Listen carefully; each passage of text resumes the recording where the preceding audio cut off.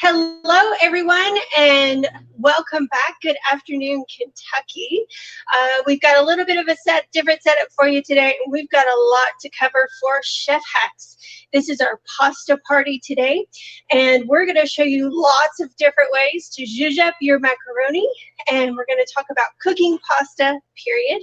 And then we are going to make a lovely marinara and throw some pasta together with some seasonal local veg and all kinds of other good stuff. We're going to start off with one of your favorites, the mac and cheese. So I'm going to I already cooked off the macaroni. We'll talk about pasta cooking in just a moment, but I'm going to grab that cooked macaroni right out of our nice warm bag.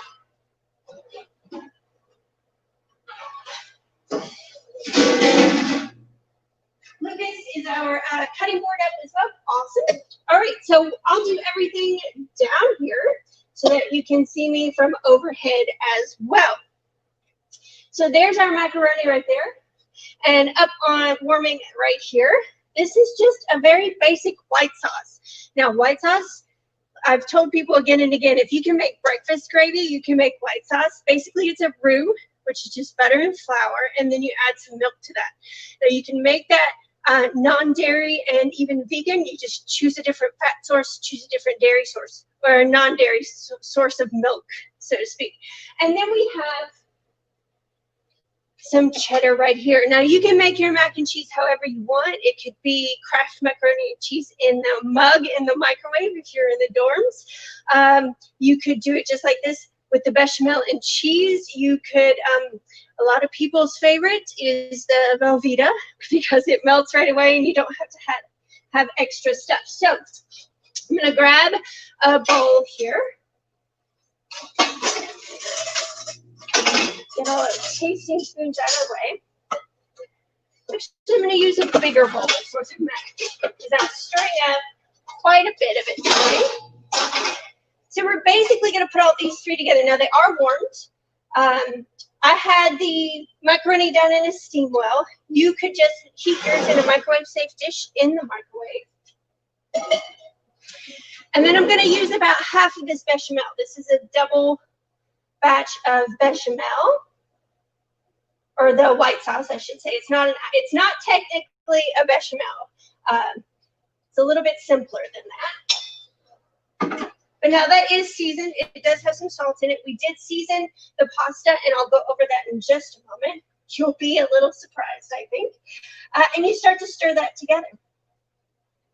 And then, with everything nice and warm, we might even have to go over there for the warmth a little bit. I'm going to add about 2 cups of cheese, and we're going to see how that goes.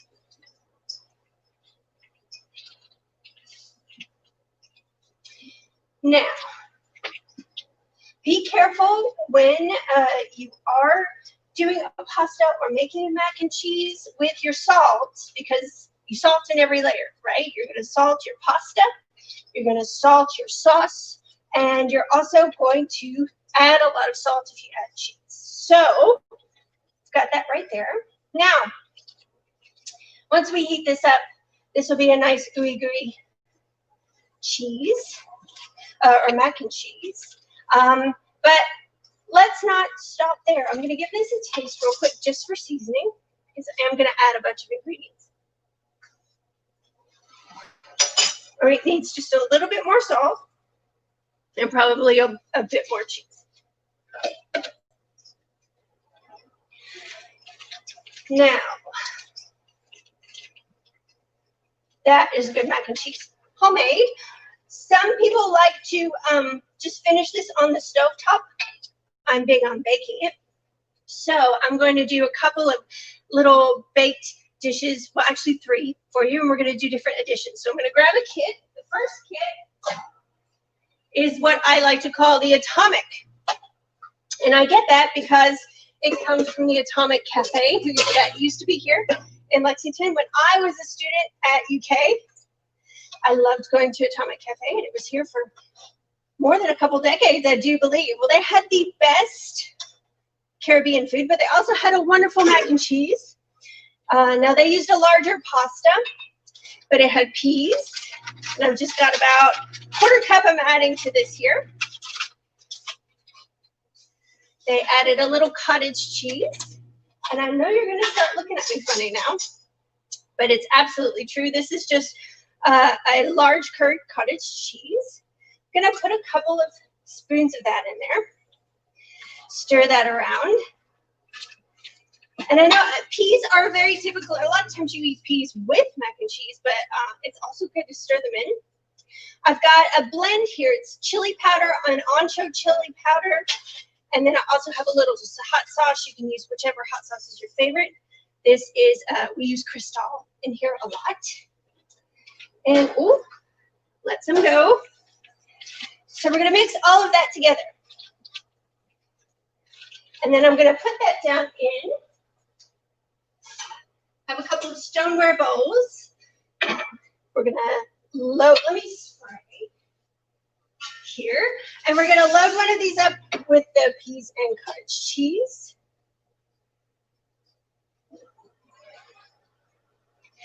And I'm going to stick that in the oven.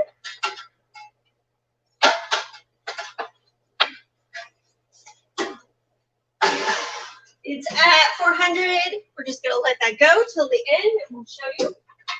Then, my next kit is the BLT.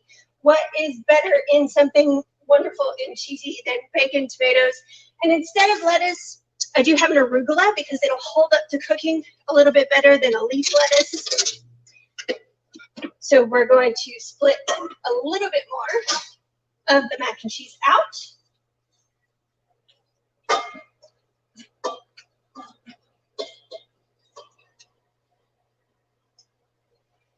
And throw in some chopped, mostly cooked bacon, kind of hard cooked. And I just eye this. I really don't, when I'm adding additions to mac and cheese, I don't really pay attention to what I do. I just kind of go, yeah, that looks good. Some of these beautiful cherry tomatoes, end of season tomatoes, y'all. If you love your tomatoes, you might want to go ahead and get them before they're out. And then the arugula, right in. Arugula is kind of like spinach in that it can stand up to a little cooking. It'll just kind of wilt. So we're going to mix that all in together. And again, I'm going to spray my crock. Like I said, you could do this all stovetop if you didn't want to go into the oven. But with the temperatures falling, it actually feels nice to heat the oven up, especially late at night when after the sun goes down and your home gets kind of cool. So we're going to load this one up.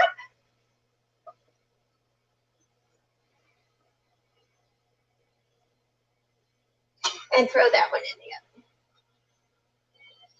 oven. And the last one's going to seem maybe even a bit more unconventional to you. But I think I'm grabbing the wrong kit. I'm going to use this last bit. And we're going to do a fall veg style. It has sauteed kale. Here it is. I was grabbing from the wrong kit. It has sauteed kale. I have a little bit of roasted garlic here, which you just cut the top off of, take the papery bits off, roast it in an oven. You can go low and slow at 350, and that'll take a little longer, about 15, 20 minutes.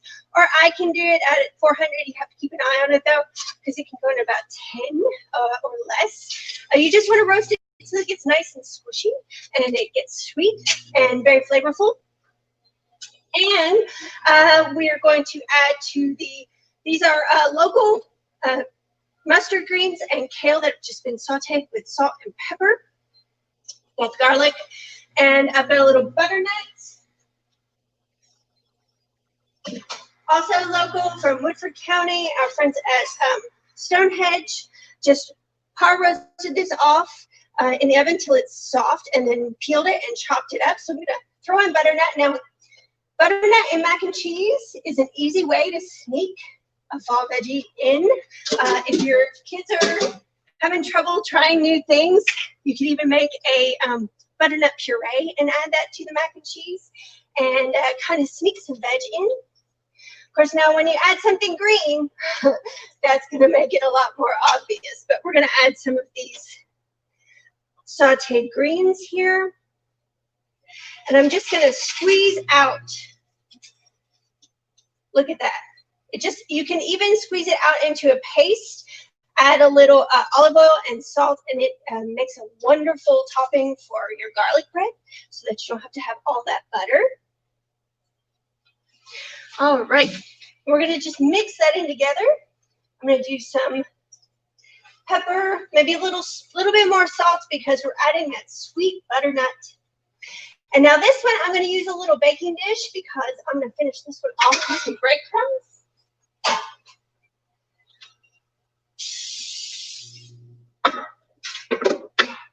And I don't want to just put it in a single serving cup.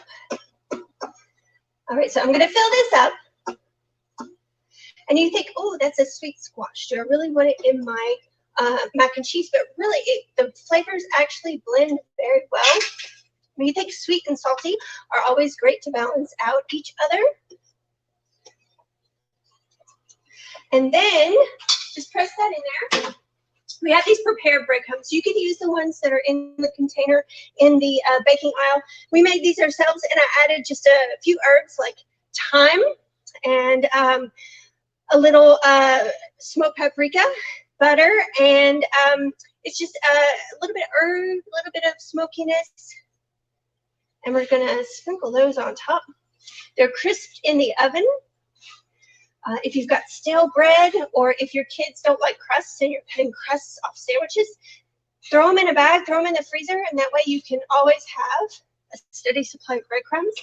All right, we're going to throw that in the oven.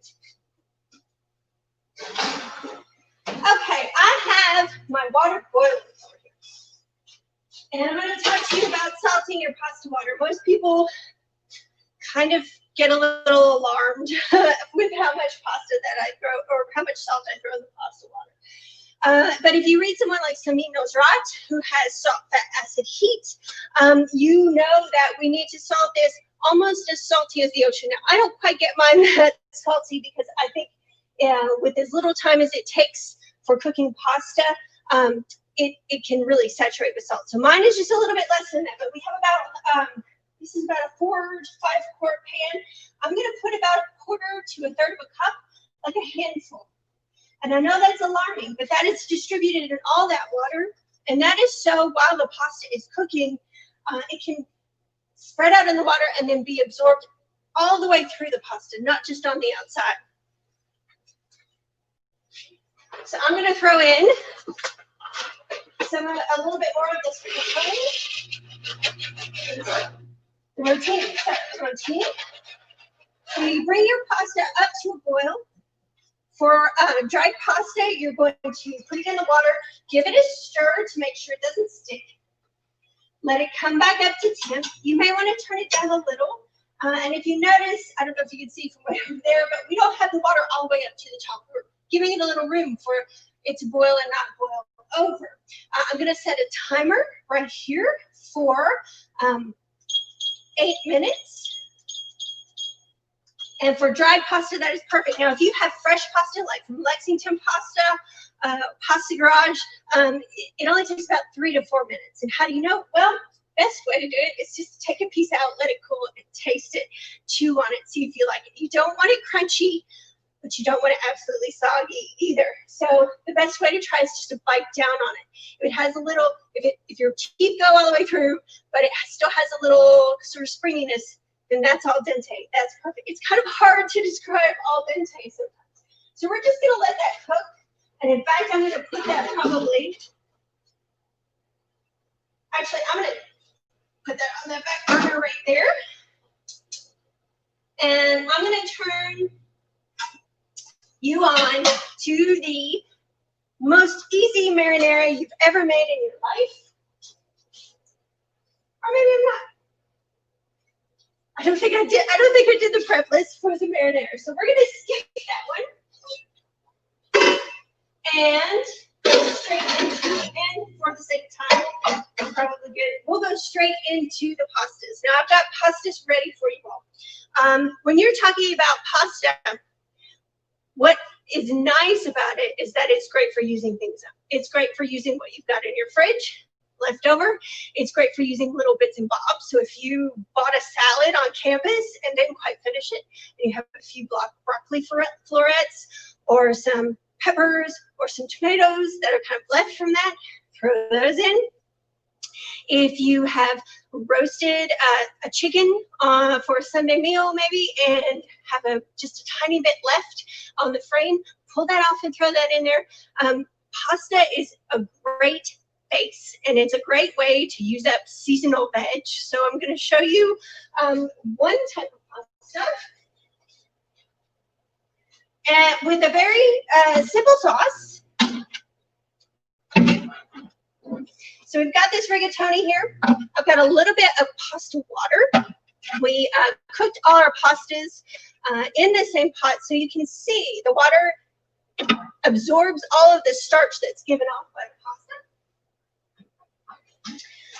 It helps to thicken sauces, and you'll see that in just a minute. I also have that cooked rotini here, just like I threw in, and have my timer on. This is some pesto to use up the last. We still have a wee bit of basil coming in, and probably until the first frost. So it's a good way. You can make pesto. You can freeze pesto. It's best to leave the cheese out if you do freeze it and then add it later. You can freeze it in ice cubes and then pop it out bit by bit. So pesto is wonderful in late fall. It's wonderful with these kind of flavors. In addition to that, one of my favorite combinations, I do have some sun-dried tomatoes here.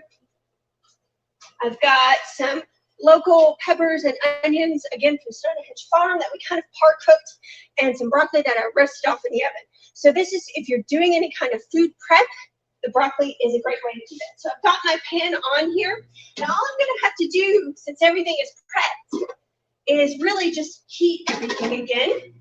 Got some tongs. We're going to start, I'll start with a little bit of oil in the pan, not too much, because all of this is hard cooked. Just don't want it to stick. And onion and pepper. I'm going to throw in the broccoli, grab the wrong green.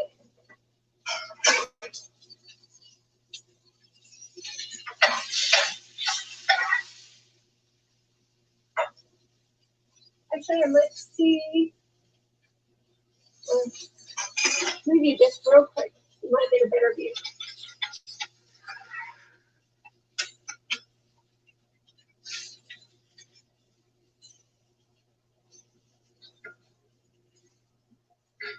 No.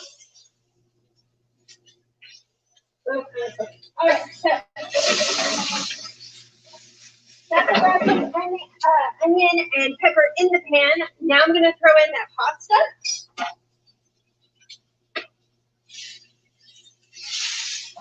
And now my pan's on medium-high heat. So I'm going to be careful about that pasta so it doesn't stick. And then I'll take a couple of spoons of that lovely pesto, and you're going to get gorgeous green color on it. These sun-dried tomatoes are already sliced.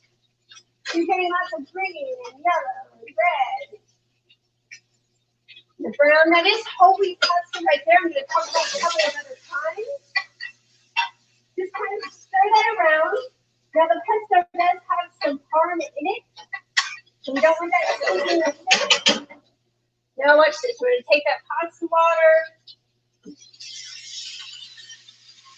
pour in like I'm deglazing the pan.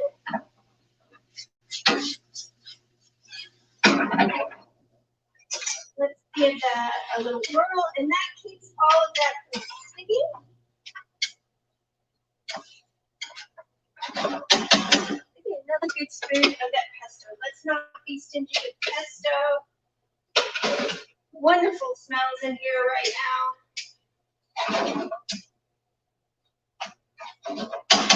And let's get that going. Now I can already see, I don't know if you can tell from that that as this liquid gets hot, it is starting to thicken. So think about that next time you make pasta. If you're draining it out over the sink, then just make sure to pull out a cup or so if you're doing some kind of conglomeration like this. Now, I'm going to get that up to temp. I'm going to take a little taste. And that needs just a bit of salt. But now that pasta will be well seasoned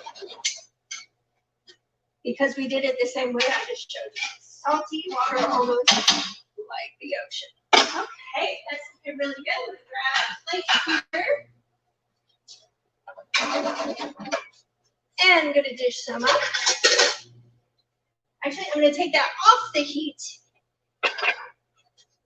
so I can go ahead and start heating my other pan.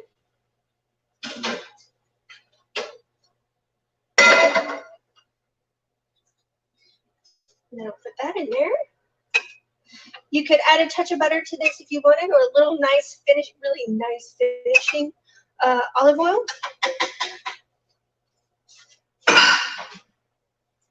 And we have a little bit more parm to grate on top. We tend to get the parm pieces whole when we do buy them. All right, I'm going to have to do that. It's not going to open sesame for me. All right. Now we're just going to, I like these small hole graters for parm. You could also use a zester or any kind of grater, really, or even shave it off. It's a very elegant thing when you take just a peeler and shave off big shavings. And there we go. Stop. We always like to use timers in here because you can get going and start to burn things. We don't want to overcook pasta.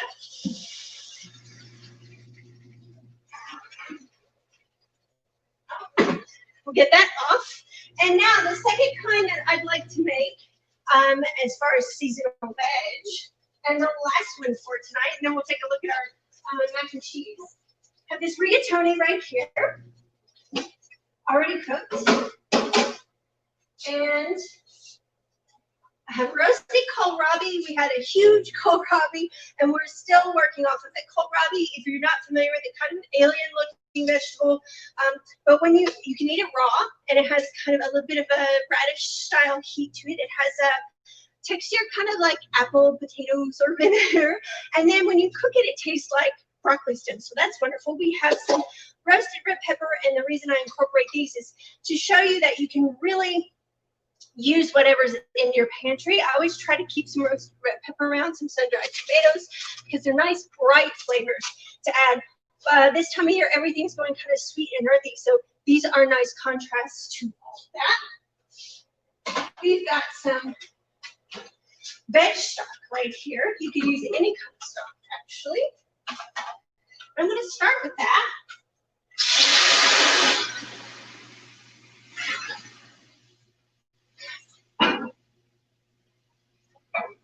Get that nice and hot. And then add in the rigatoni. Yeah, you can see we use the same pan here. We've got some macaroni with the rigatoni. All right. Maybe a little bit of salt to get that going. And while that's getting hot, I'm going to pull out the mac and cheese.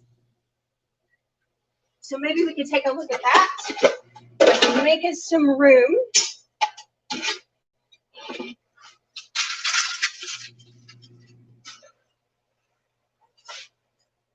Oh, yeah. Nice and bubbly.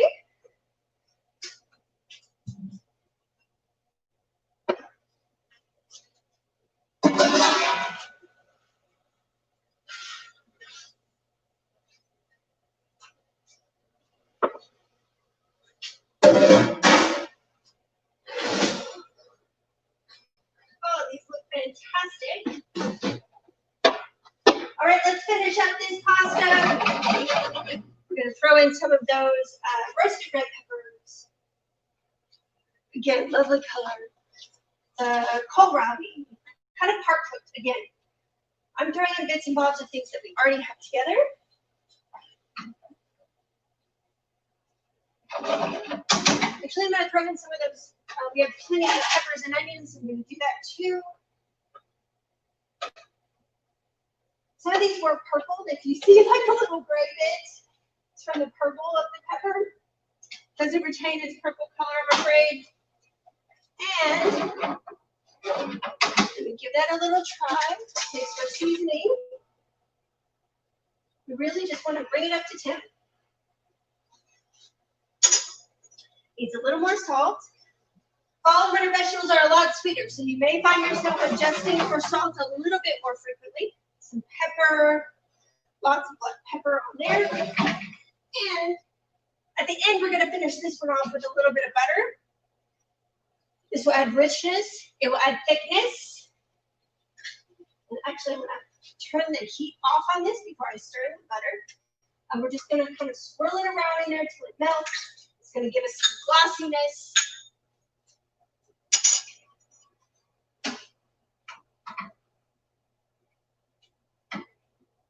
And if you've got some of that basil left, you could throw that on top. Some parsley would be good. I plan on doing sage with this, but I stepped out of my home without grabbing it. Sage is really nice, especially with these fall flavors. Sage to me is a fall flavor. So let's pull this one back over here.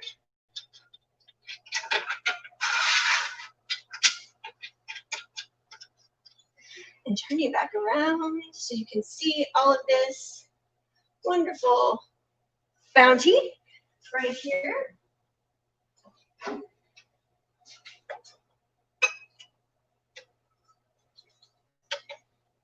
So just a few ideas here for incorporating fall veg into, now you can incorporate lots of other things. You have chicken, you have Italian sausage, or any kind of meat really goes really well with all of this, whatever you want to try, or some white beans and cannellini would be nice for a protein source. So if you have any questions, just put them in the chat. If you're not joining us live, hopefully you have your notifications set to join us live. Make sure to do that so you don't miss anything. We will have this up on our Facebook page and our YouTube channel right after this. And be sure to join us in a week, a little under a week. We have Chef Lawrence Weeks of Honeywood Restaurant joining us. And he's going to do a demo. He's going to be our guest chef for the month of October. And then one of our students will be giving, Jordan will be giving her student chef demo in the last week of October. So please join us and let us know what you'd like to see in the future. Thank you all. Bye-bye.